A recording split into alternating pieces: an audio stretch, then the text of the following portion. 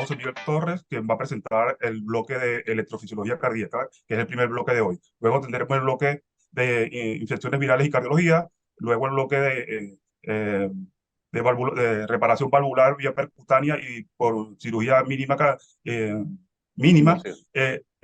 Y de último tenemos entonces el bloque de intervención coronarial percutánea. Adelante, José Miguel. Buenas tardes a todos.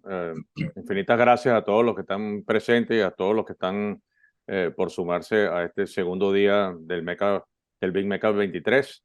Vamos a dar inicio con la sección de electrofisiología cardíaca.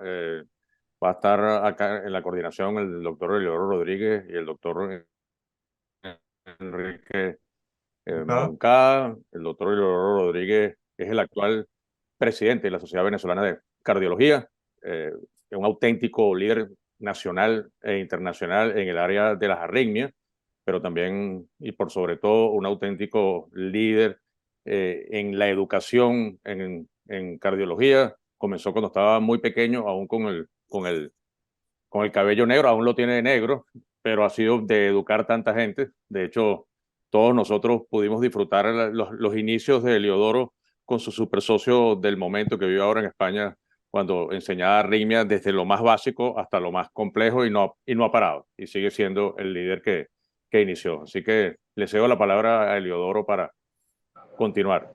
El socio Moisés Pulido. Moisés Pulido, de Moisés, al que todos queremos tanto y admiramos tanto. Exactamente. Muchas gracias, José Miguel, por tu amable presentación. Bueno, ciertamente tenemos un bloque muy interesante y de mucha actualidad. En la tarde de hoy vamos a hablar 4 tópicos distintos, todos dentro del área de la electrofisiología y las arritmias. Y esta es tan actual que ayer fueron publicadas las guías 2023, después de más de 10 años de fibrilación auricular del American Heart, del American College y el HRS. Y en ese documento, que lo pueden accesar desde una vez, hacen mención a varios de los trabajos que vamos a oír esta tarde en nuestras Total. presentaciones, de manera que es muy importante, muy actual la información que se va a dar. Me va a acompañar el doctor Enrique Moncada en la moderación de este bloque. Enrique es un cardiólogo, electrofisiólogo de larga trayectoria, miembro de la Sociedad Venezolana de Cardiología y miembro de la filial Centro-Sur de la sociedad en la ciudad de Maracay. Te dejo entonces, Enrique, para que presentes a nuestro primer conferencista. Buenas tardes. Buenas tardes, Eleodoro. Bueno, tengo el gusto de presentar al doctor Abdel Mayor, cardiólogo, electrofisiólogo, profesor titular de la Universidad de los Andes, director de electrofisiología, del director de electrofisiología y arritmias del Instituto de Investigaciones Cardiovasculares de la Universidad de los Andes, de la ULA. Con la palabra del doctor Abdel, comenzamos este bloque de estimulación cardíaca. Adelante, Abdel.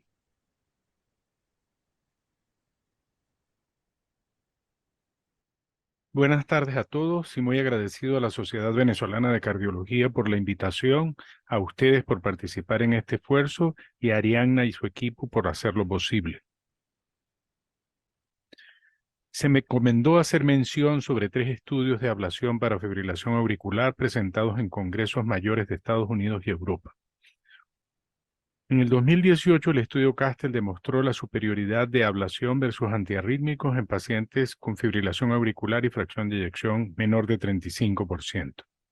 Este año se presentó el Castel HTX, es un estudio alemán con diseño publicado en el 2021 y resultados que se publicaron en agosto del 2023. Reclutaron 194 pacientes con fibrilación auricular que tenían insuficiencia cardíaca terminal y que eran elegibles para trasplante urgente o colocación de un dispositivo de circulación asistida.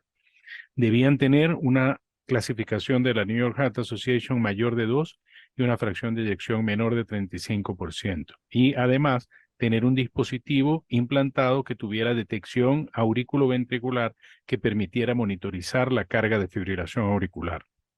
Se asignaron al azar 97 pacientes a ablación y 97 a fármacos. El punto primario compuesto fue muerte, implante de un dispositivo de circulación asistida o trasplante cardíaco urgente. y en la primera revisión que hizo el Comité de Seguridad se recomendó detener el estudio, ya que se había demostrado un beneficio marcado de la ablación con respecto a los fármacos. La ablación de fibrilación auricular mostró que los pacientes sometidos a ablación tenían menor riesgo de alcanzar el punto primario y de morir en relación a los otros pacientes. Hubo una reducción de riesgo absoluto de 21% para el punto primario y un NNT de 5. Hubo una reducción significativa en la posibilidad de muerte por cualquier causa con un NNT de 8 y una reducción significativa de la posibilidad de implante de circulación asistida o trasplante cardíaco con NNT de 12.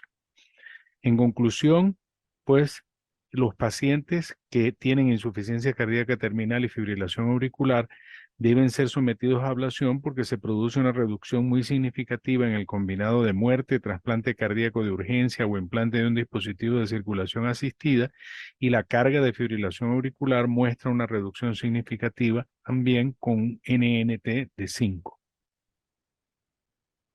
La electroporación por campo pulsado es una modalidad de ablación que utiliza paquetes de alta energía y de corta duración que abren poros en la membrana celular, y esto produce un flujo masivo de iones en favor de gradientes de concentración. Si el proceso no es reversible, la célula muere. En A se muestran lesiones producidas por radiofrecuencia convencional que tienen la posibilidad de dañar órganos vecinos. Vean este esófago con lesiones de radiofrecuencia, y en cambio en el sitio donde se aplicó electroporación no se ve ningún daño esofágico. En B pueden ver una lesión de electroporación que es uniforme, y en la histología muestra una necrosis miocárdica uniforme sin daño de la arteria y del nervio. Esto se debe a que los tejidos tienen un umbral selectivo para electroporación, y el de las células auriculares miocárdicas es menor que el de los órganos tejidos. Entonces, eso evita que se dañen los órganos vecinos cuando se hace electroporación. Para ello se coloca un dispositivo especial con un emisor especial y se lleva el catéter hasta la embocadura de las venas pulmonares. Se hace la aplicación de campos eléctricos de alta energía y poca duración, y el catéter se gira hasta conseguir la desconexión de las venas pulmonares. El Pulse AF fue un estudio multicéntrico no aleatorizado presentado en el American College of Cardiology Meeting y publicado en Circulation en mayo del 2023. El objetivo fue evaluar la eficacia y seguridad del sistema PulseSelect de Medtronic para hacer ablación en pacientes con fibrilación auricular paroxística o persistente. Incluyeron 300 pacientes, la mitad con fibrilación paroxística y la otra con fibrilación persistente, y lo siguieron por un año. El seguimiento lo completó el 96% de los pacientes. Como en todos los estudios, hubo un periodo de 90 días de cegamiento en el que pueden aparecer arritmias por el proceso inflamatorio inducido por las lesiones, y el punto primario fue un compuesto de éxito en cuanto a la desconexión de las pulmonares en el procedimiento, no tener recurrencia de fibrilación auricular durante el periodo posterior al cegamiento y no requerir escalada de antiarrítmicos. En el 100% de los pacientes se logró desconexión de las venas en el procedimiento con 1 hora de aplicaciones en promedio.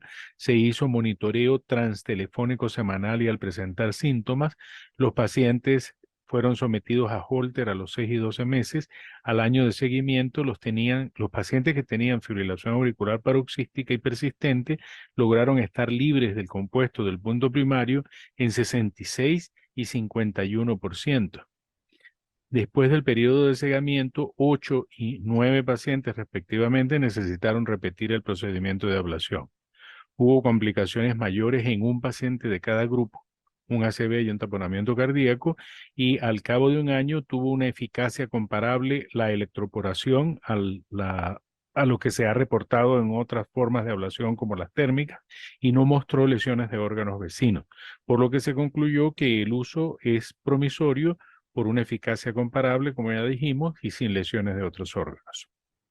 El ADVENT fue un estudio multicéntrico aleatorizado presentado en el la reunión de la Sociedad Europea de Cardiología se publicó en el New England en agosto, perdón, del 2023, y el objetivo fue comparar electroporación con el sistema Farapulse de Boston Scientific contra ablación térmica, radiofrecuencia o criolación en pacientes con fibrilación auricular paroxística.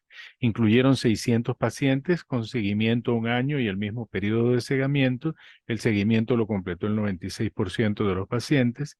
El punto primario fue muy similar al otro, un compuesto de éxito de desconexión, no tener recurrencia de FA luego del periodo de cegamiento, no que requerir antiarrítmicos, cardioversión ni otra ablación. Se hizo un monitoreo de electrocardiograma transtelefónico semanal y cuando los pacientes lo requiriesen, visitas clínicas a los 3, 6 y 12 meses, Holter de 72 horas a las 6 y 12 meses y a un grupo pequeño de pacientes se les hizo una resonancia cardíaca a las 48 horas. Se logró desconexión del procedimiento en el 99% de los pacientes y los tiempos de procedimiento, tanto el tiempo total del procedimiento como el tiempo de permanencia del catéter en aurícula izquierda o el tiempo de ablación fueron menores en el Farapulse, pero el tiempo de fluoroscopia fue mayor. Como puede verse en esta diapositiva, el 73 y 71% de los pacientes Farapulse versus ablación térmica estuvieron libres de compuestos del punto primario y no hubo diferencia entre los dos. Y eso le asignó una calificación de no inferioridad a la electroporación. En un paciente de cada grupo tuvieron que repetir la ablación. La electroporación con Farapulse tuvo un número mayor de efectos adversos, sin embargo, la diferencia no fue estadísticamente significativa y le confirió una calificación de no inferioridad. Y en cambio, los pacientes que fueron sometidos a ablación con Farapulse tuvieron muy poco reducción del diámetro de las pulmonares en comparación con los pacientes con ablación térmica que tuvieron una reducción promedia de 1 centímetro equivalente a 19%. La de los de Farapulse era 3%. Esto alcanzó significación de superioridad. Sin embargo, ningún paciente presentó síntomas que implicaran estenosis pulmonar. En conclusión, la ablación de fibrilación auricular por electroforación con Farapulse no es inferior en eficacia y perfil de seguridad y no muestra reducción del diámetro de las venas pulmonares. Muchísimas gracias. Muchas gracias, Abdel, por tu presentación de estos tres importantes trabajos. Tengo el placer ahora de presentar al doctor Pedro Méndez. Pedro es un cardiólogo, electrofisiólogo también del Hospital Luis Ortega de Por la Mar y del Hospital de Clínicas del Este. Vamos a escuchar la presentación de estos importantes trabajos de estimulación cardíaca. Pedro. Buenas tardes, continuando con el metacardio de la Sociedad Venezolana de Cardiología 2023, vamos a conocer hoy el ensayo Rapid Heart Failure Trial. Este es un ensayo que intenta conocer si el implante de un marcapasos con estimulación auricular adaptada a la frecuencia mejorará el rendimiento del ejercicio en pacientes con falla cardíaca con fracción de eyección preservada e incompetencia. Es un ensayo de un solo centro, la Clínica Mayo, doble ciego, aleatorizado y cruzado. Se incluyeron pacientes con insuficiencia cardíaca con fracción de eyección preservada más del 40% en clase funcional DIHA 2-3 con incompetencia cronotrópica. El objetivo primario fue el consumo de oxígeno en lugar anaeróbico, que es el que más se asemeja a las actividades diarias de los individuos. El objetivo secundario es el consumo de oxígeno máximo, la eficiencia ventilatoria, la calidad de vida, el de cáncer, la medición del péptido pro BNP y un punto de seguridad. La población tuvo una edad promedio de 66 años, 65 años para cada grupo, con una representación importante del sexo femenino, índice de masa corporal por encima de 30 para ambos, con una fracción de eyección superior al 63-60% en ambos grupos. Se incluyeron 29 pacientes, 14 en el grupo inicial OFF y 15 en el grupo inicial ON. Se hizo el implante, luego se hizo un periodo de recuperación de 4 semanas, luego 4 semanas de estimulación para el grupo ON en modo AIR, luego 4 semanas de descanso con una programación de backup de BBI 30. Se hizo el crossover luego a pacing on, pacing off, y luego de 4 semanas al cuidado estándar. En cada uno de los puntos de corte de cada 4 semanas se hizo una medición del péptido y se hizo un cuestionario de Kansas. Y al momento del crossover, inicio y final, se hizo una ergoespinometría para determinar los valores de consumo de oxígeno. Los resultados. El consumo de oxígeno al umbral anaeróbico se incrementó tanto para el grupo ON como para el grupo OFF en la medida que se incrementa la frecuencia cardíaca.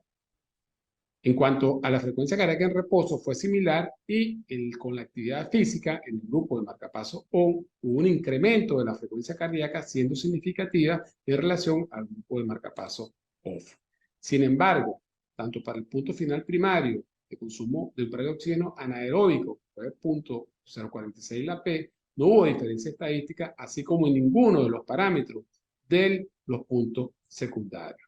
Sin embargo, los eventos adversos no fueron infrecuentes, por encima del 20%, destacando un taponamiento cardíaco con drenaje pericárdico, una insuficiencia por electrodo en ventrículos y trombosis en miembro superior, además de frecuentes reacciones en la zona de la herida. Esto nos permite concluir que el incremento significativo de la frecuencia cardíaca durante el ejercicio con estimulación auricular adaptada a la frecuencia no mejoró la capacidad funcional ni la calidad de vida. Y esto posiblemente está relacionado con la reducción del volumen sistólico durante el ejercicio que influyó en la calidad de vida. Los eventos adversos relacionados al implante del marcapaso no fueron infrecuentes, lo que nos permite concluir que en pacientes con insuficiencia cardíaca, de dirección preservada, con respuesta inadecuada de la frecuencia cardíaca a la actividad física, el implante de un marcapaso no mejora la capacidad de ejercicio, los síntomas o el gasto cardíaco durante el ejercicio. Gracias. Buenas tardes, continuando con el Mecacardio 2023, vamos a conocer los resultados del Budapest CRT Upgrade. Es un estudio multicéntrico aleatorizado controlado de intención a tratar que intenta comparar si la terapia de resincronizador DAI, o solamente DAI, en pacientes con difusión ventricular sistólica, portadores de marcapaso, está asociado con mejores resultados clínicos. Vieron 360 pacientes, randomizados 3-2, en el grupo de resincronizador DAI, solamente DAI. Es una población con un promedio de 70 años, clase funcional 2-3, la mayoría de ellos, con isquémicos del 60%, con etiología, con fibrilación auricular un 50%, con arritmias ventriculares un 20% y en promedio la fracción de eyección un 25%. El estudio tuvo una duración de 12 meses, con una medición ecocardiográfica al inicio, a los 6 meses parámetros clínicos y paraclínicos, y a los 12 meses nuevamente clínicos y paraclínicos, y nuevamente mediciones de valores ecocardiográficos. El punto final primario fue la aparición de hospitalización o mortalidad por todas las causas o una reducción de menos del 15% del volumen del fin de sístole a los 12 meses. Un punto final secundario, que es un compuesto de hospitalización y mortalidad por todas las causas, mortalidad por todas las causas y cambio en el volumen de fin de diástole y en la fracción de eyección. En cuanto al punto final primario, hubo una reducción importante en la tasa de eventos en el grupo de resincronización, que se incrementa la diferencia en comparación a DAI a los 6 meses y a los 12 meses, con una P de significancia estadística. En el punto final secundario, el compuesto de mortalidad y hospitalización presentó una diferencia estadísticamente significativa a favor del grupo de resincronizador, un IDT de 4.7, pero básicamente dado por los ingresos por hospitalización, ya que en el grupo de mortalidad por toda la causa no hubo diferencia estadísticamente significativa. En cuanto a los parámetros de remodelación, hubo una disminución importante del volumen de fin de sístole, una mejoría de la fracción de eyección de 11% en comparación con el 1.2% del grupo de DAI, llevando incluso a estos pacientes por encima del 35% de fracción de eyección. Hubo una reducción importante también del volumen de fin de diástole. De manera que esto nos permite concluir que la terapia de resincronización DAI versus DAI solamente pacientes con insuficiencia cardíaca y fracción de eyección reducida y estimulación de más de 20%, reduce la mortalidad por todas las causas, los ingresos por insuficiencia cardíaca y remodelado reverso del ventrículo. También hubo una reducción de los eventos de taquicardia y fibrilación ventricular en el grupo de resincronización asociado posiblemente a la mejoría de la fracción de eyección. Este es un procedimiento seguro con alta tasa de éxito en operadores entrenados y en centros capacitados. De manera que el Budapest CRT proporciona evidencia para no retardar y realizar el upgrade a CRT-D en esta población. Esto posiblemente influirá en nuevas guías de práctica médica en estimulación cardíaca. Gracias. Buenas tardes, continuando con el Mecacardio de la Sociedad Venezolana de Cardiología 2023, Hoy vamos a conocer el estudio DAN-PACE-2. Este estudio pretende probar si la estimulación auricular adaptada a la frecuencia incide en el riesgo de desarrollar fibrilación auricular en pacientes con insuficiencia cardíaca, disfunción de eyección preservada y disfunción del nodo sinusal. Un estudio danés multicéntrico aleatorizado de intención a tratar. Una randomización 1 a 1 en dos grupos. Un grupo con una programación de DDD40 y el segundo una programación de DDR60 latidos por seguimiento en 24 meses por telemonitoreo, con una evaluación a los 12 meses de la capacidad física mediante el test de 6 minutos y de la calidad de vida mediante la escala de San Francisco. Se excluyeron pacientes con fibrilación auricular persistente o permanente y en el grupo de DD40 se tenían bradicardia o incompetencia cronotrópica. La población estuvo representada en un 50% por el género masculino y femenino, con una edad promedio de 73 años, con una incidencia más o menos de 42 a 45% de antecedentes de fibrilación auricular paroxística, con una necesidad de estimulación de un 69% en el grupo de D40 y un 1% en el grupo de DR60. Fueron 539 pacientes, siendo asignados 269 al grupo de D40 y 270 al grupo de DR60.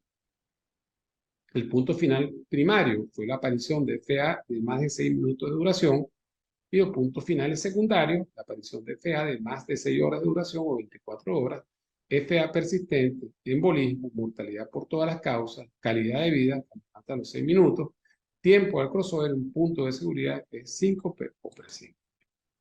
Los resultados: no hubo diferencia en la incidencia de fibrilación auricular de más de 6 minutos en ambos grupos, siendo esta de 46% para ambos. En el punto secundario de fibrilación auricular de más de 6 horas tampoco hubo diferencia significativa, con una P de 0.35, ni tampoco en la fibrilación auricular de más de 24 horas, a pesar de que impresionara una tendencia a incrementarse la diferencia en el seguimiento en el tiempo. En cuanto a la calidad de vida y la caminata de 6 minutos, no hubo diferencia en estados variables. En el punto de seguridad de síncope o presíncope, sí es verdad que hubo una tendencia a tener más episodios el grupo de D40 con un 22% versus un 13% en el grupo de R60. También en el crossover hubo una diferencia, siendo este del 23% en el grupo de D40 versus 3% en el grupo de R60. Esto nos permite concluir que la reducción de la estimulación auricular en pacientes con disfunción del nodo sinusal no disminuye la incidencia de fibrilación auricular. La programación de una frecuencia de base de 40 latidos por minuto sin estimulación auricular adaptada a la frecuencia se asoció con mayor incidencia de síncope y presíncope. Gracias.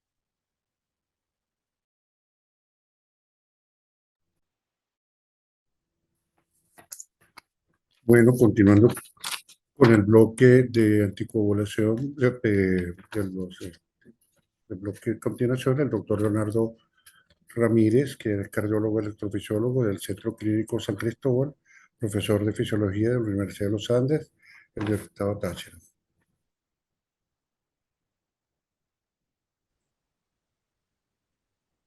Muchas gracias, Juan José. Muchas gracias, José Miguel. Muchas gracias, Eleodoro, y a todos. Mi saludo a toda la Junta Directiva de la Sociedad Venezolana de Cardiología, a mis compañeros cardiólogos venezolanos dentro y fuera de nuestro país, conectados hoy al Mecacardio 2023. Bueno, me corresponde presentarles 4 trabajos enmarcados dentro del grupo de anticoagulación en episodios de frecuencias atriales elevadas y fibrilación auricular. Comencemos rápidamente. El NOAD-AFNET 6 es un estudio de eficacia y seguridad de la anticoagulación oral en pacientes con episodios de frecuencias auriculares altas sin fibrilación auricular registrada en electrocardiografía previamente. Muchos de ustedes, cardiólogos clínicos, han visto en sus consultorios con sus técnicos de marcapasos, han visto estas frecuencias altas en el canal auricular que solo puede registrarse con dispositivos bicamerales, por supuesto, y que muchas veces nos lleva rápidamente a la anticoagulación información o a veces, lamentablemente, pasan desapercibidos. Vamos a ver qué nos dice el NOVAD-AFNET 6 presentado en el Congreso Europeo de Cardiología en Ámsterdam en agosto de 2023. Este trabajo fue publicado en el New England y tiene las siguientes características. Es un ensayo dirigido por eventos, no por tiempo, doble ciego, doble dummy porque se utilizan placebos y es aleatorizado. Se utilizaron o se aplicó en 206 hospitales europeos, 18 países de este continente. Pacientes mayores de 65 años fueron incluidos, todos con episodios de frecuencias auriculares elevadas por más de 6 minutos, pero menos de 24 horas, detectados por dispositivos implantados. Todos los pacientes tenían más de un factor de riesgo: insuficiencia cardíaca, hipertensión, diabetes, ataque cerebrovascular, enfermedad vascular, edad mayor de 75 años, lo que utilizamos en el chat BAS. Se incluyeron 2.536 pacientes randomizados. Un grupo activo utilizó edoxaban y otro grupo placebo o aspirina si el paciente tenía indicación de antiagregación plaquetaria. El objetivo primario: registrar el compuesto de stroke, embolismo sistémico y muerte cardiovascular, y un objetivo de seguridad: medir el compuesto de sangrado mayor y mortalidad por todas las causas. Estas son las curvas, no se abren en el compuesto primario, sí se abren en el compuesto de seguridad, y vamos a ver, este fue un trabajo que se tuvo que detener a los 21 meses porque los resultados así lo exigieron. Vamos a ver cuáles fueron esos resultados. En el compuesto primario, en el objetivo primario, la frecuencia, la incidencia del compuesto primario fue 3.2% por año para el grupo edoxaban, 4% para el grupo aspirina o placebo. No hubo significancia estadística. En el compuesto de seguridad, sangrado mayor y muerte por todas las causas, la frecuencia de aparición de estos eventos fue mayor, obviamente, en el grupo de anticoagulación y menos en el grupo de placebo o aspirina, 5.9% año versus 4.5% año, y tuvo una significancia estadística con una P de 0,03. Este compuesto, si se desglosa y se estudia solamente el sangrado, la diferencia todavía fue mayor. Mucho más sangrado en el grupo edoxaban que en el grupo placebo o aspirina, con una P de 0,002. Las conclusiones: edoxaban produce más sangrado sin prevenir ataque cerebrovascular isquémico en pacientes con episodios de frecuencias elevadas en las aurículas sin fibrilación auricular registrada en el electrocardiograma. Este mismo trabajo se presentó en el American Heart en noviembre en Filadelfia, en los Estados Unidos, y se hizo un subestudio, se presentó un subestudio, ahora comparando los episodios de frecuencias altas en menos de 24 horas y más de 24 horas, y hay justificación para ello. Un quinto de los pacientes con dispositivos hacen episodios de frecuencias altas auriculares que simulan fibrilación auricular. Estos episodios tienen menos riesgo de stroke que la fibrilación auricular registrada en electrocardiogramas, y hay suficientes evidencias, lo podemos discutir al final. El estudio NOVAD-AFNET demostró no diferencia en la incidencia de stroke con edoxaban y sí más sangrado en pacientes con estos eventos de menos de 24 horas. Estudios publicados demuestran que los episodios de frecuencias atriales elevadas de 24 horas o más tienen más riesgo de stroke. No existen hasta ahora estudios aleatorizados que estudien los episodios de frecuencias elevadas de 24 horas o más, y por eso se diseñó y se presentó el subestudio del NOVAD-AFNET 6. Este estudio tuvo el siguiente diseño: 2.536 pacientes se propusieron, solo clasificaron 2.389 porque se pudieron verificar que realmente tenían episodios de frecuencias elevadas. Se separaron en dos grupos: los que tenían registros de más de 24 horas y menos de 24 horas. Fíjense que el número es bastante diferente. 259 tenían más de 24 horas de arritmias auriculares y 2.130 menos de 24 horas. Todos estos dos grupos se subdividieron en 4 y se compararon edoxaban contra placebo en cada uno de ellos. Las características de los grupos, las características clínicas fueron comparables, y fíjense que en este gráfico se muestra en barras amarillas la incidencia de eventos de frecuencia cardíaca elevada en las aurículas en amarillo, menos de 24 horas, y en azul, más de 24 horas. Sin duda que la incidencia de ráfagas cortas, de frecuencias elevadas en las aurículas es mucho mayor que las frecuencias prolongadas más de 24 horas. Estos son los resultados. En la tabla comparativa de la derecha ustedes pueden ver rápidamente que no hubo diferencia estadísticamente significativa cuando se comparaban la incidencia de los objetivos primarios: stroke, embolismo sistémico, muerte por causas cardiovasculares. Así hubiese mayor tiempo en ritmos de alta frecuencia o menos, o se indicara edoxabán o placebo. No hubo diferencias estadísticamente significativas. Tampoco las hubo cuando se compararon los objetivos de seguridad: sangrado mayor y muerte por todas las causas. No hubo diferencia entre los grupos comparados. Y sí hubo una diferencia que me parece muy útil, y es que los pacientes que tuvieron episodios de frecuencias atriales elevadas durante más de 24 horas tuvieron un riesgo mucho mayor y a corto plazo de desarrollar fibrilación auricular diagnosticada por electrocardiografía. 17% pacientes años versus 8.2% pacientes años. En conclusiones de este subestudio, no hubo alta incidencia de stroke en pacientes con episodios de alta frecuencia auricular de menos de 24 horas. No hubo diferencias en eficacia ni en seguridad al anticoagular a pacientes con estos episodios, independientemente de su duración. Los pacientes con episodios de alta frecuencia auricular más de 24 horas tienen mayor probabilidad de desarrollar fibrilación auricular en el seguimiento, y debe seguirse midiendo el riesgo de embolismo de pacientes con arritmias auriculares, porque la evidencia nos va llevando a que es complejo y que hay muchas variables involucradas en la determinación de este riesgo de embolismo sistémico. Siempre presento este electrocardiograma en un electro con ritmo de marcapaso, y en la línea isoeléctrica se ve la oscilación propia de la fibrilación auricular. Muchos de estos pacientes pasan por nuestras manos y se van a su casa sin la debida estratificación de riesgo para el uso o no de fármacos antitrombóticos. Vamos al tercer trabajo, el Asilea. Un estudio multicéntrico aleatorizado, activo, controlado. Es un estudio presentado en el American Heart y que evalúa la seguridad y tolerabilidad de 2 dosis de abelacimab, comparado en régimen abierto con rivaroxaban en pacientes con fibrilación auricular. El abelacimab es un anticuerpo monoclonal humano altamente selectivo, se une al factor 11 en su estructura homodimérica y lo bloquea, impidiendo su activación.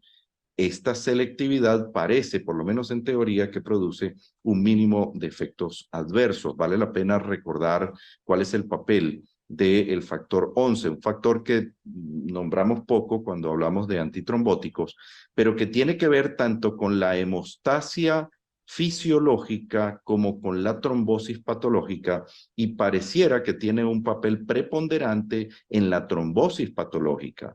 Los autores proponen, por lo menos en teoría, tratar de desarrollar un medicamento que pudiera disminuir la trombosis patológica y no afectar la hemostasia fisiológica. Suena espectacular y ojalá que se pueda desarrollar. Este trabajo, un trabajo en fase 2, que tuvo como objetivo evaluar el sangrado de pacientes con fibrilación auricular de riesgo moderado a severo de stroke, tratados con abelacimab versus rivaroxaban. Se incluyeron pacientes de más de 55 años, en la realidad tuvieron un promedio de 74, historia de fibrilación auricular o flutter con indicación de anticoagulación oral, tenían un chat-VAS de más de 4 puntos, realmente de 5 puntos, eran pacientes con alto riesgo de embolismo sistémico, o podían incluirse también pacientes con 3 puntos, pero que tuvieran indicación de antiagregación plaquetaria o un daño renal con un clearance de creatinina menor de 50 mililitros por minuto.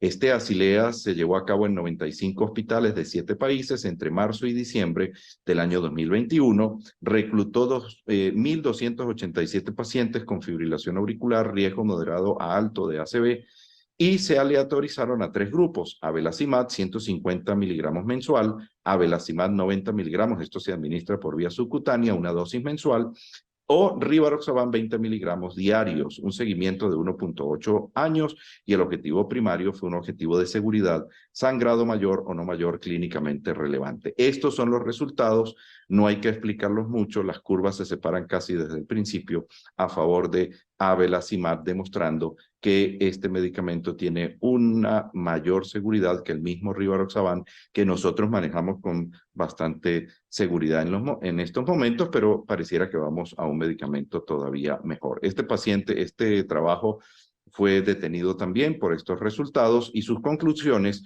potente inhibidor del factor 11, reducción significativa de sangrado con las dosis de 150 miligramos comparada con Rivaroxaban, 67% menos de sangrado mayor, 74% menos de sangrado mayor y 93% menos de sangrado mayor gastrointestinal. El último, el Articia. Apixaban para la prevención de stroke con fibrilación auricular subclínica, publicada también en el New England, presentado en el Congreso de la AJA en noviembre de 2023, y que propuso comparar apixaban contra aspirina en la reducción de riesgo de stroke en pacientes portadores de dispositivos electrónicos que detectaron fibrilación auricular subclínica y con factores de riesgo adicionales para embolismo sistémico. El diseño del estudio, aleatorizado, doble ciego, doble dummy, 4.000 pacientes, 230 hospitales, los pacientes con fibrilación auricular sin tratamiento anticoagulante, con episodios de más de 6 minutos, pero menos de 24 horas, con factores de riesgo para stroke, fueron aleatorizados a dos grupos: placebo de aspirina más apixaban 5 miligramos OD o 2.5 miligramos BID, versus aspirina 81 miligramos más placebo de apixaban. Un seguimiento de 3 años, objetivo primario la incidencia de stroke o de accidente isquémico transitorio o embolismo sistémico, y el objetivo de seguridad la incidencia de sangrado mayor. Estos son los resultados de la Articia, aspirina versus apixaban. Las curvas se separan desde el principio, hay significancia estadística y permite concluir: en pacientes con fibrilación auricular subclínica y con factores de riesgo para stroke, apixaban demostró ser mejor para disminuir el riesgo de stroke, incluso los fatales, y de embolismo sistémico en comparación con aspirina. El riesgo de sangrado mayor fue más alto con apixaban que con aspirina, pero la mayoría de los casos respondieron bien a cuidados de soporte. Muchas gracias y nos vemos en la sesión de preguntas y respuestas.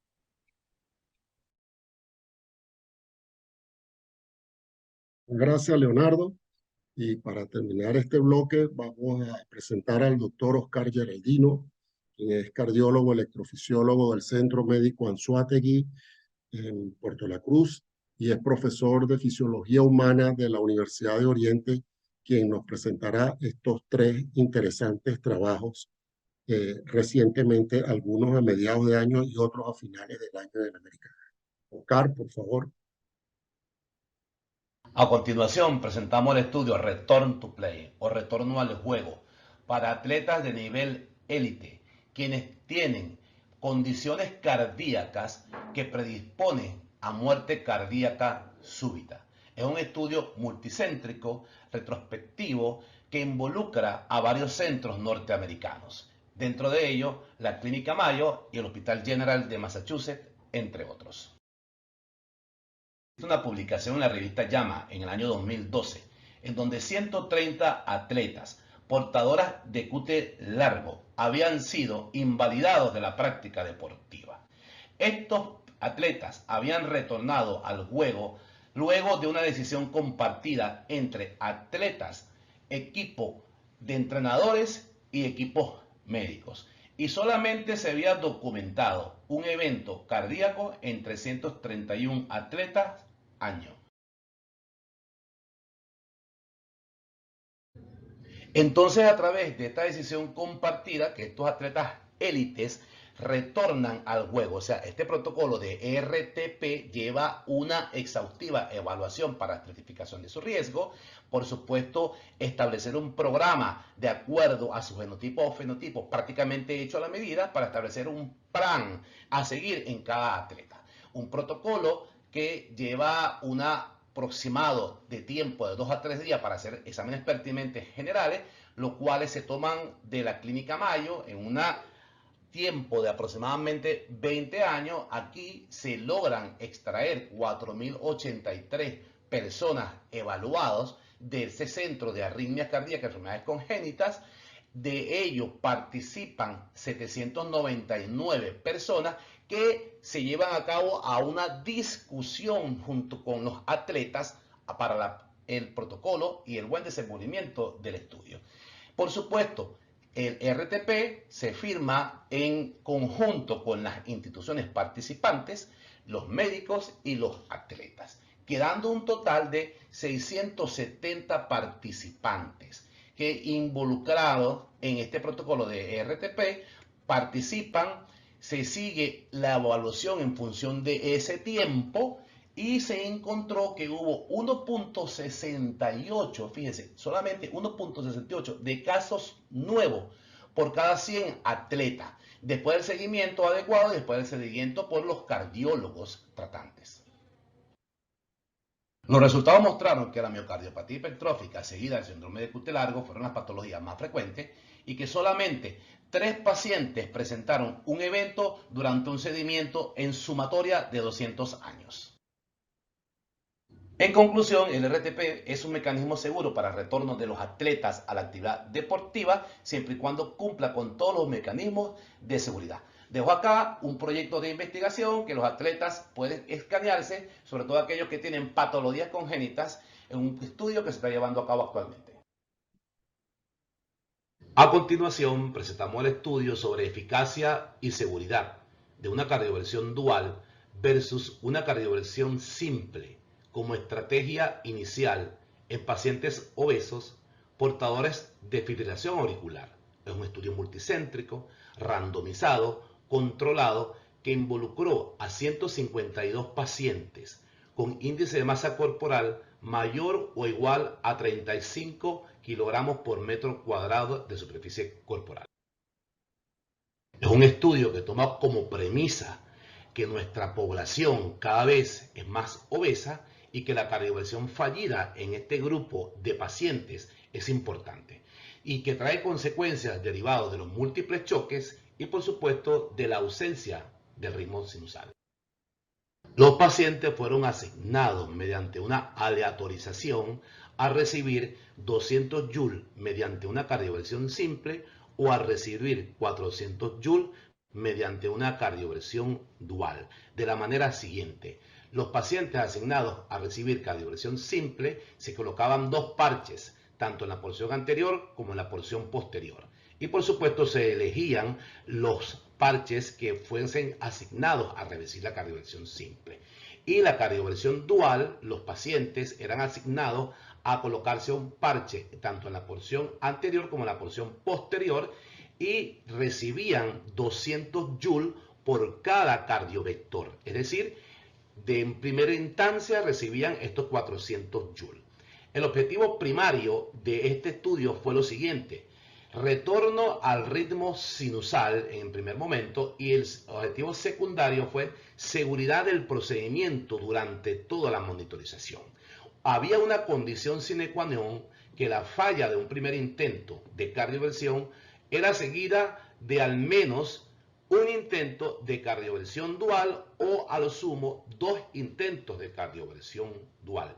Esto era tanto para los que habían recibido previamente cardioversión simple como a los que habían recibido previamente cardioversión dual. Los resultados mostraron que el índice de masa corporal fue de 41, más o menos 6.8 kilogramos por metro cuadrado, que la cardioversión fallida se ubicó en el 14% en el grupo de cardioversión simple para un total de 10 pacientes, y la cardioversión dual tuvo una cardioversión fallida solamente en el 3%, con una P estadísticamente significativa, permitiendo hacer una predicción de éxito con la cardioversión dual con un odds ratio de 6.8 y una P también significativa. La segunda cardioversión a este grupo de pacientes que fallaron en la cardioversión simple fue exitosa en 9 pacientes y en un paciente apenas ameritó doble cardioversión dual. El disconfort no fue estadísticamente significativo y permite concluir este trabajo que en pacientes obesos portadores de fibrilación auricular, la cardioversión dual es más efectiva que la cardioversión simple sin incrementar el número de complicaciones. Siguiendo con el MECA del año 2023, vamos a presentar el estudio, el COP-AF Trial, que es un estudio que evalúa la colchicina para la prevención perioperatoria de fibrilación auricular después de una cirugía torácica mayor. Es un estudio randomizado, prospectivo, internacional, cuyo objetivo es evaluar el efecto de la colchicina sobre la incidencia perioperatoria de fibrilación auricular y de daño miocárdico después de una cirugía torácica no cardíaca mayor. En cuanto a la metodología, se incluyeron a los pacientes mayores o iguales a 55 años de edad, quienes fueron llevados a una cirugía torácica no cardíaca bajo anestesia general, sin historia de fibrilación auricular y sin contraindicación del uso de colchicina. Fueron llevados un total de 3.209 pacientes, 1.608 al brazo de colchicina y 1.601 al brazo del placebo, luego de la randomización que fueron machados 1 a 1, básicamente para comparar colchicina contra placebo. El punto primario fue un punto combinado de fibrilación auricular clínicamente significativa durante la etapa perioperatoria o elevación importante de troponina con pronóstico isquémico durante los 14 días del postoperatorio. Y el punto secundario fue un punto combinado de mortalidad por todas las causas, daño miocárdico o MINS y EBC no fatal. Punto combinado de mortalidad por todas las causas, IM no fatal y EBC no fatal, MINS sin criterios completos de definición estándar de infarto de miocardio y al final infarto de miocardio. Los resultados mostraron que hubo una tendencia siempre a favor de la colchicina, sin embargo no hubo diferencias estadísticamente significativas. Por ejemplo, acá observamos que hay una tendencia a la disminución de la fibrilación auricular clínicamente importante a nivel perioperatorio, pero nada de significancia estadística. Igualmente acá en los daños miocárdicos mínimos no hay una diferencia estadísticamente significativa. En el análisis post-hoc tampoco se encontró estadística diferencia significativa entre fibrilación auricular perioperatoria y daño miocárdico mínimo, y tampoco en los puntos combinados de mortalidad cardiovascular, lesiones miocárdicas no fatales, EBC, ni tampoco fibrilación auricular clínicamente importante, por lo cual podemos concluir que la colchicina no reduce clínicamente la fibrilación auricular ni la lesión miocárdica posterior a una cirugía torácica no cardíaca.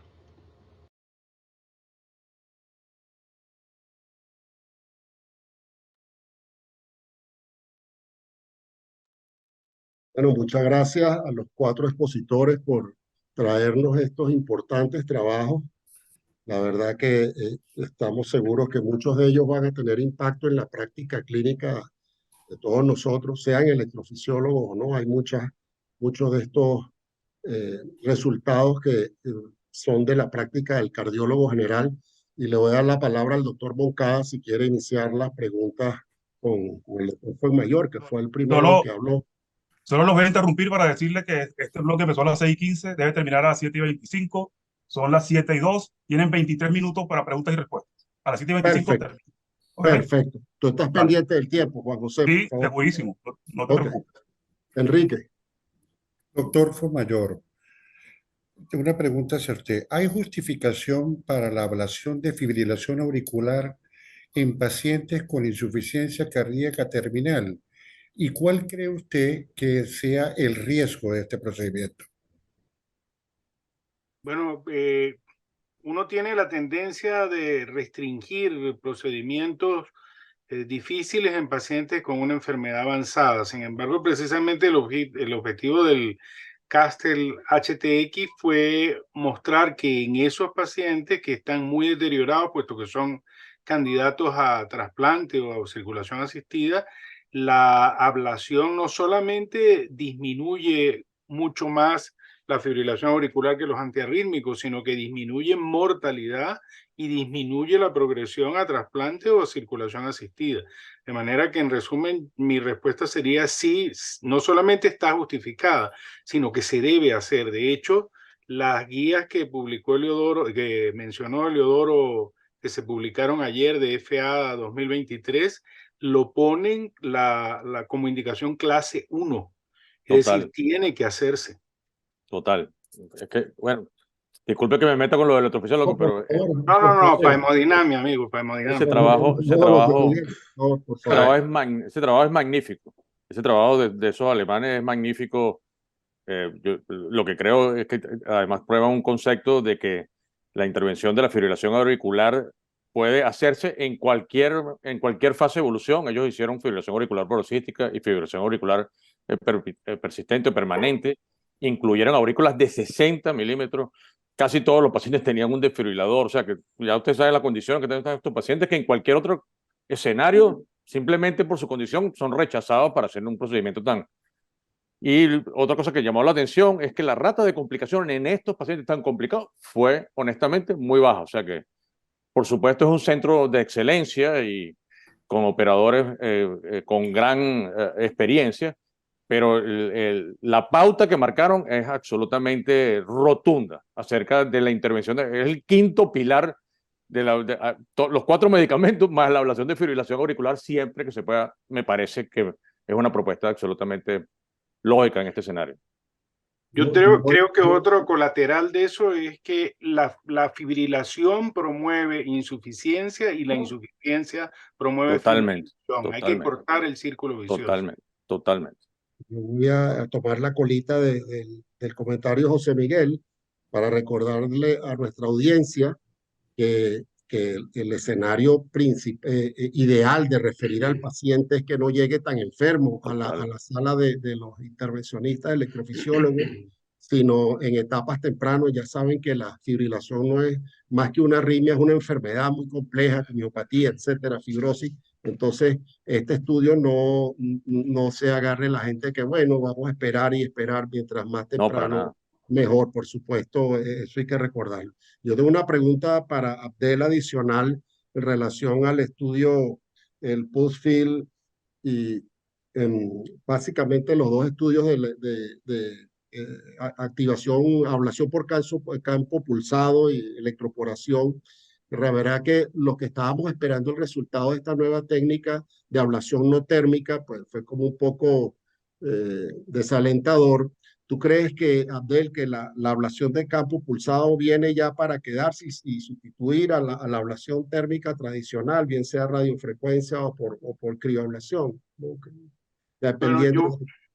yo voy a hacer un comentario en relación a lo citado en los estudios. En primer lugar, lo que tenemos hasta ahora es no inferioridad, pero la ablación se hace en el mundo entero, la térmica, y ha demostrado que esa sí llegó para quedarse. Ahora, el campo pulsado hay que esperar un poco, porque, por ejemplo, la semana pasada se publicó en JAMA un estudio de un grupo chino en el que demuestran con ablación de campo pulsado en paraísmo mitrotricuspidio una incidencia significativa de espasmo coronario, que no la presentan los pacientes que hacen ablación térmica. Entonces, ahí obviamente, Leodoro, hay una cosa que no podemos nosotros estar inocentes. Están promocionando el juguetico, tanto Medtronic como Boston.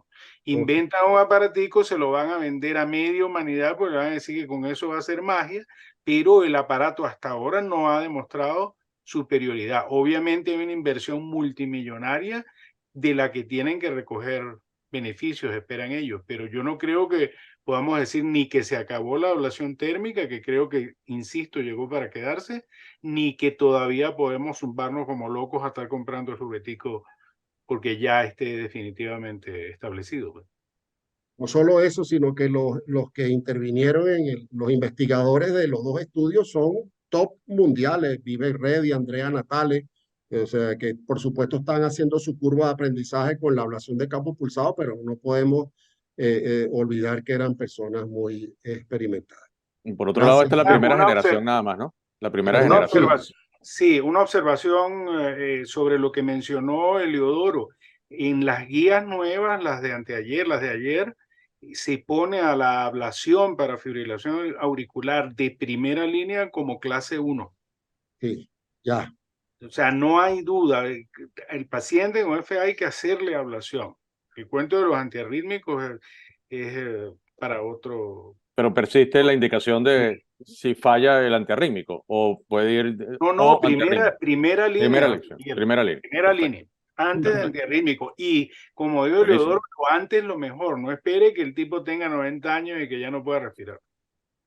Ya tardaron 9 años en pasar de indicación 2B a 2A y a. Total. Enrique, tú tienes una pregunta para el doctor Pedro Méndez. Yo tengo una pregunta para el doctor Leonardo Ramírez. Me gustaría preguntarle por qué hubo diferencias entre el NOAT AFENET 6 y el Artesia. Y bueno, la respuesta, puede haber muchas respuestas realmente, ¿no? Una muy simple podría ser que la apixaban es mejor que el edoxaban. Y hay evidencias de que el apixaban fue superior a los antivitaminas K en el estudio de Aristóteles y el edoxaban alcanzó a ser solo no inferior que los antivitaminas K en el Engage. Pero yo creo que también puede estar pasando, y eso pues muchos autores también lo comentan en la literatura, que aunque sigue siendo el CHA2DS nuestro score bandera y en la publicación de ayer, en las guías de ayer, sigue proponiéndose el CHA2DS. El CHA2DS para el riesgo intermedio puede tener muchas fallas y eso también mucha gente pues tiene temor de que esos pacientes con 1 punto o 2 puntos o 1 punto en el CHA2DS puede haber allí una zona muy gris, una gran cantidad de escala de grises allí en donde se pueden colar pacientes de más riesgo de los que el CHA2DS puede determinar. Por eso se están proponiendo otros scores, el Atria, el Garfield, los españoles acaban de proponer el 2 MACE, y hay gente como el doctor Luciano Esposato, por ejemplo, en Inglaterra, que propone que los pacientes, porque no parece haber problema entre los pacientes que tienen 0 puntos, tienen muy bajo riesgo, y los que tienen más de 3 puntos, tienen mucho riesgo y podríamos definir fácilmente si prescribimos o no antitrombóticos. Pero el problema sigue siendo el riesgo intermedio. Y entonces, por ejemplo, el doctor Esposato propone que nos salgamos de los criterios clínicos que propone el CHA2DS, que son muy útiles para todo el mundo, para todos los clínicos en cualquier sitio y que es muy útil sin duda alguna, pero en algunos momentos habrá que, como él propone, medir ProBNP, por ejemplo, tomar en cuenta el tamaño de la aurícula, tomar en cuenta alteraciones como el Bayes, por ejemplo, el signo de Bayes, la existencia en electrocardiografía, salirnos un poco del CHA2DS para poder determinar mejor el riesgo de nuestros pacientes y anticoagular a los que hay que anticoagular y no anticoagular a los que no, que pareciera que se va reduciendo ese grupo de pacientes que no vamos a anticoagular. Yo creo que ahí todavía hay mucho que esperar de la literatura y de los estudios y seguir estudiando ese riesgo de embolismo sistémico que es complejo, que hay muchas variables que yo creo que se nos pueden escapar. Lo que sí Una observación, perdona, José Miguel, una observación con respecto a la artesia, Leonardo, es que ahí la dosis fue 5 miligramos BID, no una vez al día, como tú ponías en la presentación. Y un dato que vale la pena recordar es que el número de sangrado fatal fue mayor en la aspirina que en el apixaban. Y las guías, una vez más, estas del 2023, reiteran como clase 3 la combinación o el uso de antiplaquetarios solo cuando uno piensa en tratar pacientes con FA. O sea, eso no es un sustituto. Ni para lo único que sirve para que uno se imagine que se queda uno tranquilo, pero para el paciente lo que le produce es daño. Tiene un efecto subóptimo contra probablemente un efecto similar en riesgo de sangrado importante. Leonardo. Recordar que en los estudios el colocar aspirina en el otro brazo no fue como un antiagregante plaquetario, sino pacientes, y lo dijo Leonardo en la presentación, pacientes que tenían indicación de aspirina porque son isquémicos, etc. Por enfermedad arteriosclerótica. Exacto, Sí. para que le quede claro a la audiencia y Sí, reforzando sí. lo que está No diciendo. como opción. Pero si la Porque- FA es su clínica y el CHAS es mayor de 2, igual se anticoagula. Tiene que estar claro. Claro. Claro. Bueno, eso era Una Bueno, pregunta para Pedro. pero espérate, pero en las guías publicadas ayer todavía se propone que en los ritmos auriculares elevados con riesgo alto se está proponiendo anticoagulación, Anticoagular. sí, a pesar de la publicación de estos. Pero hasta ahora ma- no O sea, he tenido buenos. ritmos mayores de 24 horas. mayores de 24 horas. Pero Yo creo que lo que dice Leonardo es muy importante porque no puede uno cerrar la indicación a un CHA2-VASc solamente. El paciente que tiene indicación por riesgo tromboembólico tiene que subclasificarse en la cabeza del médico. No es lo mismo un paciente que es una mujer hipertensa y diabético a una persona de edad muy avanzada que además de los criterios del CHA2-VASc tiene cáncer, que además tiene insuficiencia renal, en fin. O sea, el médico tiene que llevar pues la indicación y yo estoy de acuerdo con Leonardo. Hay pacientes que en quienes lo que se registra es en el dispositivo y no han tenido la arritmia clínicamente, pero que tienen un perfil de riesgo de una naturaleza tal que en quien uno se inclina a anticoagular. Claro, y en el otro lado está el otro extremo. O sea, alguien que se le detecta 6 minutos de una aparente fibrilación y está en perfectas condiciones y sopesar, no tiene una aurícula pequeña, buena fracción de eyección, no tiene ningún otro factor de riesgo, entonces sobremedicar con anticoagulación puede también ser un riesgo. No se Pero anticoagula. hay que destacar que la aspirina, las hemorragias mayores fueron idénticas entre aspirina y anticoagulación, por lo que la aspirina ya no es una, pero las hemorragias intracraneales fueron menores con apixaban. Sí, mira, Una de las cosas que no se Y las considera es hemorragias fatales cáncer numéricamente también fueron menores. a tener en mira, cuenta. como el No doctor podemos dejar el doctor pasar. Amaro tiene el cuchillo en la mano y falta el doctor Pedro Mendy y el doctor Sí, Total, señor. total. Quedan 10 minutos. Una pregunta para Pedro. Ya Una va, pregunta. Te oigo, Abdel. Abdel, hazle la pregunta a Pedro, perfecto. Te oigo, Abdel. ¿Qué piensas tú? Es claro que la actualización a resincronización más DAI pareciera superior no solamente por el que mencionaste, sino por varios estudios. Pero, ¿qué piensas tú que puede ocurrir a futuro si uno comparara la resincronización DAI contra un DAI en quien se diseña un electrodo apropiado para estimulación del sistema de conducción? Bueno, yo te voy a responder la pregunta en un momento, pero quiero ganar el tiempo, dejar claro 3 mensajes del Budapest, que es el estudio más importante de los 3 que presentamos. Uno, cuando hacemos la evaluación con los cardiólogos del paciente que son referidos para marcapasos, tenemos que estar pendientes de la fracción de eyección y de la evolución de la fracción de eyección en el tiempo de los pacientes. Es decir, que nuestro informe debería hacer resaltar al cardiólogo de la necesidad de seguimiento de la fracción de eyección. El segundo punto es que no se debe retrasar al agotamiento de la batería el upgrade a resincronizador DAI y que en nuestro medio deberíamos considerar si el paciente por razones financieras, económicas, no puede hacer un resincro DAI, el resincronizador solo saca a esos pacientes de la fracción de eyección por debajo del 35% de un grupo importante y disminuyó el número de arritmias de fibrilación auricular y taquicardia ventricular. Es decir, que es importante que nosotros con los compañeros cardiólogos hagamos seguimiento e implantar a resincronizador incluso sin ningún inconveniente a los pacientes que hacen deterioro de la fracción de eyección con estimulación.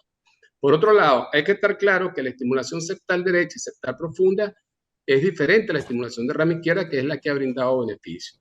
Si nosotros tenemos, por ejemplo, un paciente que requiere un DAI y se diseña un dispositivo que puede hacer rama izquierda, esos pacientes, en teoría, en el plano teórico, no deberían desarrollar miopatía por estimulación ventricular, que es lo que en realidad estamos corrigiendo. Una miopatía o una disfunción ventricular por estimulación asincrona, que es lo importante. Excelente. Yo quiero un comentario de eso. Eso todo se demostró en el estudio Block HF y el clínico o el que hace seguimiento de pacientes con insuficiencia, con el que van a requerir un marcapaso y tienen fracción de eyección de menos de 40% deben estar pendientes de estas cosas para prevención de miopatía. ¿Y por qué no, Eliodoro, adelantarse un poco y plantear el resincronizador con 40% de fracción de eyección si tú crees que el paciente va a estar estimulado mucho más del 20% eventualmente? Perdón, yo va a ser rama izquierda. Tiene indicación, tiene indicación o de síncro o de rama izquierda por el estudio. Exactamente, sí. Perfecto. De una vez. De una vez, por eso. Porque exacto. Creo que la tendencia, José Miguel, va a ser obviamente a trabajar cada vez más con herramientas que permitan que la mayoría de personas entrenadas puedan hacer rama izquierda, que es la estimulación que ha demostrado verdaderamente beneficio. Y es hacia donde debemos esforzarnos. Quedan 5 minutos. Bueno, una pregunta. El doctor Geraldino presentó 2 trabajos sumamente importantes. El estudio del Return to Play, yo creo que es un estudio que es como atrevido, es un estudio que muestra lo que es la evidencia y los adelantos en el primer mundo de tener pacientes que tienen una cardiomiopatía hipertrófica o tienen un QT largo en prevención primaria. Prevención secundaria es otra cosa, ¿no? Pacientes que hayan tenido eventos. Oscar, tú en base a ese estudio, ¿tú consideras que en nuestro medio dejar hacer deporte a un paciente con cardiomiopatía hipertrófica, tú le pedirías algunos elementos de cuidado antes de dejar que un paciente, no voy a poner un QT largo, pero sí una cardiomiopatía hipertrófica que es mucho más frecuente en este grupo de pacientes? Bueno, buenas noches, Eduardo. ¿Me escucha bien, verdad? Sí, perfecto. Ok, mira, al margen de este estudio, la Sociedad inclusive Española del Deporte considera que las miocardiopatías hipertróficas, las clasificaciones que existen entre ellas mismas, o sea, dependiendo de la severidad, es donde se estratifica el riesgo que puede tomarse en conjunto con el paciente. Pues recuerda que esta es una decisión compartida, lo que ellos tratan de establecer aquí en este RTP. Y los pacientes que tienen hipertrófica leve, solamente a nivel de músculos papilares, que no se ha desarrollado una hipertrófica importante, ellos no hacen ni siquiera limitación del deporte extremo. Claro, la resonancia nos ha venido a ayudar muchísimo. De hecho, aquí en Puerto La Cruz tengo un paciente con hipertrófica, músculos papilares, que es futbolista. Le hicimos un estudio y fue solamente un inicio prácticamente de hipertrófica. Y hay otros grupos de pacientes que no están muy comprometidos y ellos se atreven a que estos grupos de pacientes hagan deporte. Y en el estudio que hicieron antes, porque ellos habían sido eliminados prácticamente en el año 2005 con estudios que habían dicho que no deben hacer ningún tipo de deporte. Mira, la incidencia de eventos adversos, inclusive en las miocardiopatías hipertróficas y estos QT largos, no es tan alto. Y han postulado que este grupo de pacientes también se benefician con el ejercicio.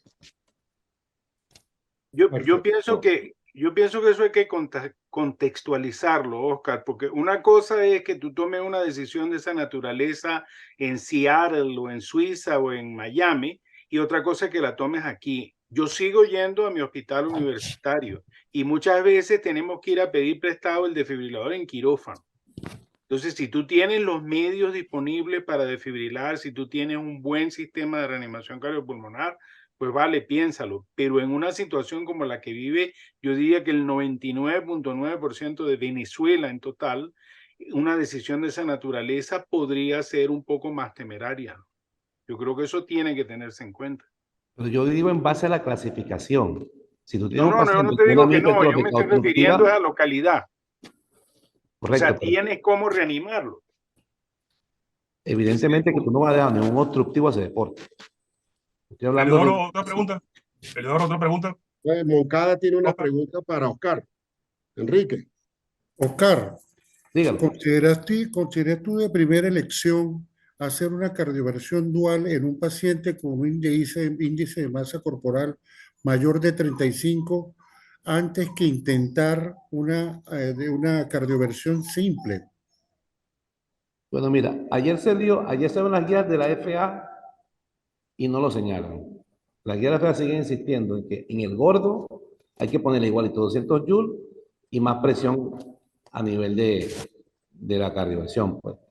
Ahora, a la luz de este estudio, no es descabellado que ninguno de nosotros agarre un gordo, si tiene 2 desfibriladores, 2 cardiovertores y de una cardioversión. Porque el éxito es sobre un 98%. O sea, y tiene 14% el de la cardioversión simple. ¿Cómo lo sincronizan? ¿Cómo lo sincronizan los dos cardiovertores? Mira, lo que he visto y lo que le he preguntado a la gente por aquí, porque le pregunté al propio autor, no me respondió, es que un mismo operador le da el botón 2 veces. Le da el mismo botón. Sí, ¿Al mismo botón? sí, al O sea, a los dos botón de botones. los dos. A los dos cardiovertores. A los dos Sí, o sea, cardiovertores. los tiene Pero- enfrente y cardiovierto simultáneamente. Porque lo ideal es que un solo equipo haga eso, ¿no? Claro, pero bueno, la verdad es que los equipos vienen hasta 360, o sea que uno pudiera en alguien con un sobrepeso importante, que es muy frecuente, por cierto, y que pudiera ser una tragedia, porque a lo mejor no sale la fibrilación, pero a lo mejor hace otro tipo de complicación, y hace una sistolia y necesita realmente poder estimular a ese paciente, y a lo mejor tendríamos que tener la mente preparada para este tipo de situaciones. Me parece súper pragmático ese estudio. Y Sí, Mira, 360 de una vez. ojo con una cosa, Claro, que correcto. 360 son los monofásicos, Claro. los bifásicos son 200. Sí, Y la otra cosa es que eso puedes plantearlo cuando estás trabajando con parche, pero no con gel, porque tú Ah, lo no, que claro, puedes hacer claro, es un cortocircuito gigantesco si lo haces con gel. No, Sí, claro. No, exactamente. con parche, Sí, claro. Les Básico, iba a comentar antes de que el doctor... Perdón. Que hay 2 preguntas de personas que están conectadas que me parecen interesantes no dejarlas por fuera, si es posible, si hay tiempo. Claro. Rápidamente. Un minuto Sí. para cada uno. Vale. ¿Cuáles son las preguntas? ¿Las tienes ahí a mano? Ahí Claro. dice, buenas noches, debemos insistir en enseñar a los pacientes a medirse el pulso y si es posible identificar la regularidad o no del mismo. Todo esto para detección temprana en lo posible de FA. Gracias por sus ponencias. Yo pienso que hay que comentar ahí que la palpación del pulso, aún en manos muy experimentadas, es difícil que permita el diagnóstico certero de fibrilación auricular. Obviamente hay la irregularidad, pero hay muchas arritmias, extrasistolia frecuente, ciclos automáticos, flutter con conducción variable que pueden tener una implicación diferente. Entonces, el puro pulso, pues, es difícil. El reloj, que se compra el reloj. Sí. Mira, quería o el tensiómetro electrónico, que también te puede dar una señal y puede consultar a su médico en su consulta de control. Un tensiómetro electrónico da muchos errores, muy probablemente tenga una FA. Sí, mira, quería comentar antes pero, que el pero, doctor pero, Amaro pero te puede Master. alarmar al paciente, te puede dar una señal y el Sí, paciente claro. consulta. Por eso, seguro. Mira, El reloj. Sí, no quería dejar de pasar el estudio de la desfibrilación, de la cardioversión dual. Ese estudio lo presentó el doctor José Joglar, Hemos pasado 2 minutos. que es el chairman de las guías de hace 2 días. Wow. Es el mismo chairman de las guías que Imagínate, presentó este estudio en el American Heart. Lleva 2 parches cruzados, uno anteroposterior y otro anteroposterior del otro lado, parches adheribles con equipos bifásicos, que es lo que dijo el doctor Mayor, 200 joules, y el operador se asegura que tenga un buen sensado de R y aprieta los 2 botones simultáneos. Me parece fantástico esa opción. Fantástico esa opción. Fantástico. Bueno, perfecto, doctor Amaro. Bueno, estamos listos con este bloque. Excelente, Leodoro. Gracias, Felicitaciones doctor. a todos. Gracias. Discusión. Chao.